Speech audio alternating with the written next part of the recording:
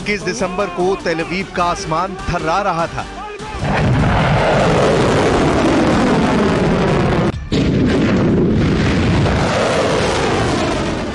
इक्कीस दिसंबर को इजराइल का खौफ देखिए। यमन से हुआ ये मिसाइल हमला देखिए।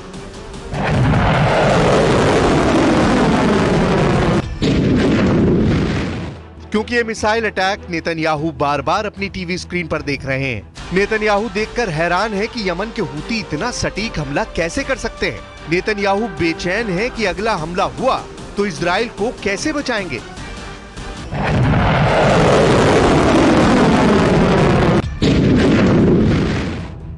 क्योंकि 21 दिसंबर को यमन के हूती ने तेल अवीव पर जिस मिसाइल से हमला किया, उसके आगे इजराइल का वर्ल्ड फेमस मिसाइल डिफेंस पूरी तरह फेल हो गया।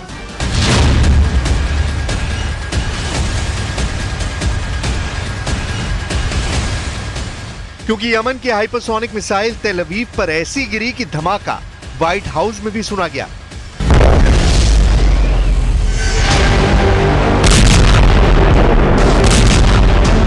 वो इसलिए क्योंकि इजराइल का नया डर 21 दिसंबर नहीं, अब 13 अप्रैल और 1 अक्टूबर वाला अटैक बनने जा रहा है।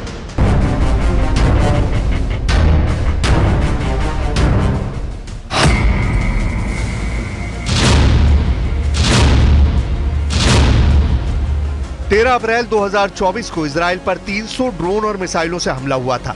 तो 1 अक्टूबर 2024 को ईरान ने इजराइल पर 200 बैलिस्टिक मिसाइल फायर की थी। अमेरिका और इजराइल का नया डर यह है कि 13 अप्रैल को इजराइल का एयर डिफेंस जूझता हुआ नजर आया। 1 अक्टूबर को इजराइल का एयर डिफेंस पूरी तरह फेल हो गया और अब 21 दिसंबर को जब यमन से सिर्फ एक मिसाइल फायर हुई, उसे भी इजराइल नहीं रोक पाया।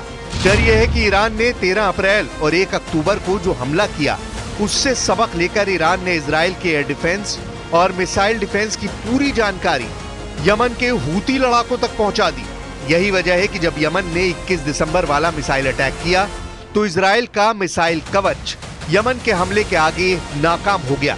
अब नेतन्याहू का नया खौफ यह है कि अगर यमन की एक मिसाइल को रोकने में इजराइल नाकाम रहा तो ईरान अगर फिर से 200 मिसाइलों से हमला करेगा तो इजराइल कैसे बचेगा।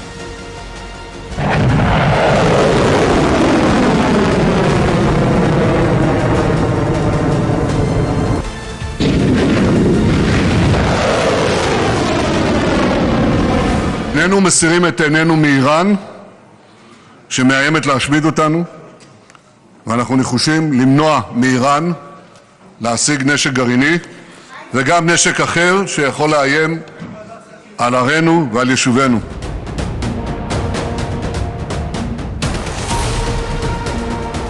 नेतन्याहू ईरान की मिसाइल टेक्नोलॉजी को लेकर इसलिए तनाव में है क्योंकि यमन से जो मिसाइल फायर की गई उसे रोकने में अमेरिका से मिला थार्ड सिस्टम भी फेल हो गया। थार्ड सिस्टम अमेरिका का सबसे अचूक और दुश्मन के हर वार को रोकने की सबसे बड़ी गारंटी माना जाता है। अमेरिका ने यह सिस्टम दुनिया के उन कोनों में तैनात किया हुआ है जहां उसे सबसे ज्यादा खतरा नजर आता है।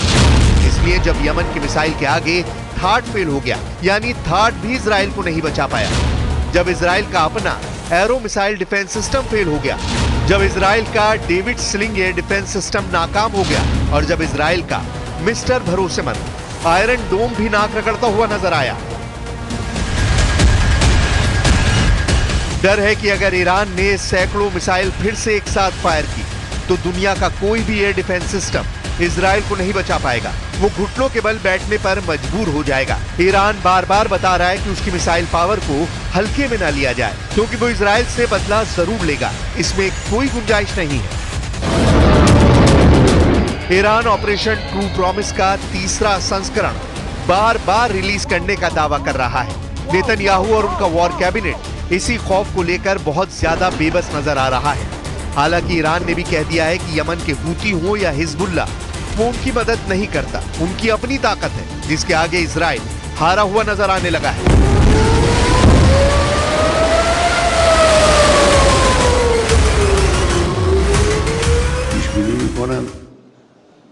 این حادثه سر برآوردن یه مجموعه شرافتمند قوی در سوریه هم اتفاق خواهد افتاد. جوان سوری چیزی برای از دست دادن نداره.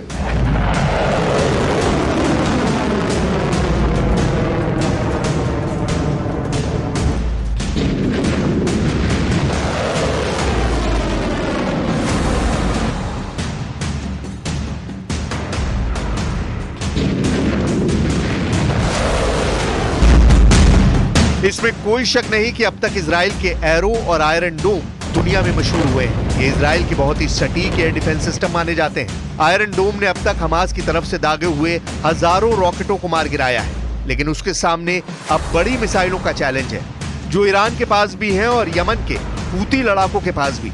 जब से 21 दिसंबर वाले हमले ने इजराइल के मिसाइल डिफेंस को पंचर किया है, ईरान का हौसला भी बढ़ा है और यमन का जोश भी।